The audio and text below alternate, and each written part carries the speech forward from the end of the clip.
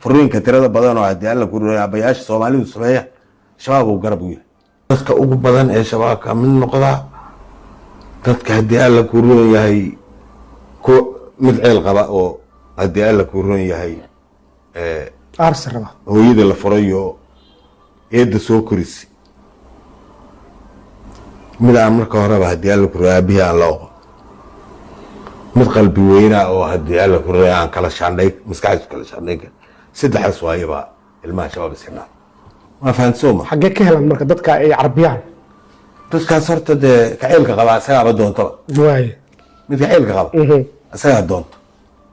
kuwa kalena dee dugsiyadii ku fadhiyaanba xagee ka helaan waxaa laga yaabaa in adigu gacantaada ugu geyso waay aabihi aan xisaabtamay inuu isaga u geeyaa dhici karta isagoon ogeyn waay marka dad badan oo nugul ka faa'iideysanaya waalidiinta Soomaaliyeedna waxay ilmahooda u geynayaan ma iska baaranba mana hubiyaan cidda masaajidka joogta ma hubiyaan dugsiga cidda joogta ma hubiyaan iskoolka cidda joogtana ma hubiyaan iska aaminaan waana inta ugu badan ee ilmaha laga kaxaysta waay marka wariyaashii waa la laayay saxaafadii waa xaalad ugu adkeeda soo martay aada loo kala carabay wax haraaba yaraa ninkii harayna waaba noolaan waaye marba marka dambe xaalad waa sii adkaanaysa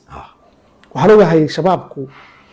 xilligii hore mar kasta oo ay dowladdu nugushahay iyagaa xoogaysanaya markastay xoogaystaan wax badanaya dilka wariyaasha laakiin markastay dowladdu xoogaysato waa yaraanaya dilka wariyaasha waa yaraanaya sababtoo ah hadda moogtahay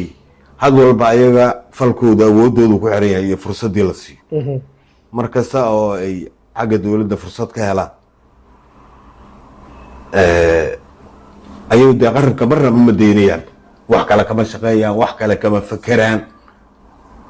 moogta qof dhan oo bini aadana oo ilaahay abuuro oo inuu wax dilo keliya ka fakeraya oo waxa uu ka fakeraya intaas uu kuu qiyaami lahay soo kuu shirqooli lahay soo kuu gaadi lahay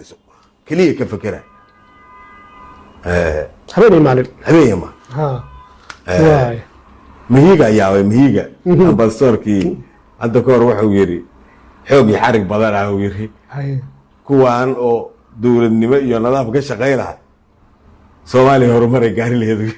meel kasta qabsan Soomaaliya waay sababtoo ah habeenay maalin waxay ku mashquulsan yihiin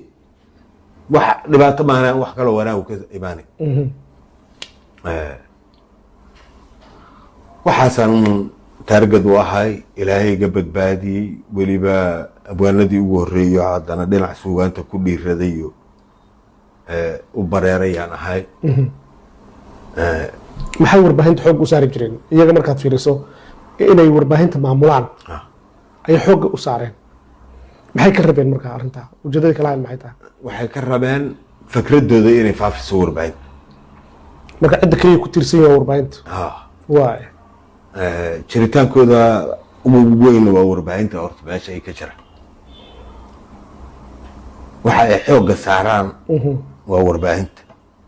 ayagu dhaqaalaha ugu badan xataa meelahay ku bixiyaan ay ka mid tahay warbaahinta haddaad og tahay dad badan oo ajaaniibaha warbaahinta shabaab ka shaqeeya